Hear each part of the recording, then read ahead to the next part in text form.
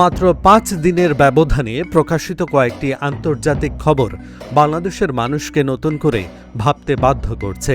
বিশ্ব ব্যবস্থায় আমরা ঠিক কোথায় দাঁড়িয়ে আছি? অস্ট্রেলিয়ার শিক্ষার্থী ভিসা প্রক্রিয়া কঠোর করা, পাসপোর্ট সূচকে উত্তর কোরিয়ারও নিচে চলে যাওয়া, যুক্তরাষ্ট্রের ভিসা নীতিতে বাংলাদেশকে ঝুঁকিপূর্ণ তালিকায় রাখার খবরে একটি অস্বস্তিকর চিত্র ফুটে উঠছে। প্রশ্ন জাগে, বাংলাদেশ কি ধীরে ধীরে বৈশ্বিক পরিসরে কোণঠাসা হয়ে পড়ছে? গণমাধ্যমে প্রকাশিত তথ্যে বলা হচ্ছে, জালিয়াতি ও অনিয়মের আশঙ্কায় অস্ট্রেলিয়া বাংলাদেশকে সর্বনিম্ন ঝুঁকির তালিকা থেকে সরিয়ে সর্বোচ্চ ঝুঁকির ক্যাটাগরিতে নিয়েছে।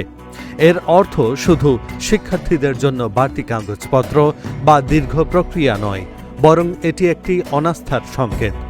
একই সময়ে বিশ্ব পাসপোর্ট সূচকে বাংলাদেশের অবস্থান উত্তর কোরিয়ারও নিচে নামার খবর সেই আস্থাহীনতাকেই দৃশ্যমান করে। এর সঙ্গে যুক্ত হয়েছে যুক্তরাষ্ট্রের ভিসা নীতিতে বড় পরিবর্তনের সংবাদ। যদিও এসব সিদ্ধান্তের বাস্তবায়ন ও ব্যাপ্তি নিয়ে নানা প্রশ্ন রয়েছে, তবু বাংলাদেশকে বারবার ঝুঁকিপূর্ণ বা সীমাবদ্ধ তালিকায় দেখতে পাওয়া উদ্বেগ বাড়াচ্ছে।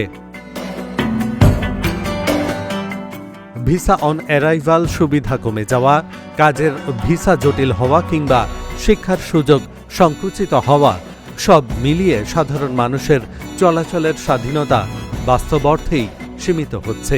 বাংলাদেশ কি তবে বিচ্ছিন্ন হয়ে পড়ছে? হয়তো পুরোপুরি নয়, কিন্তু সতর্ক সংকেত স্পষ্ট।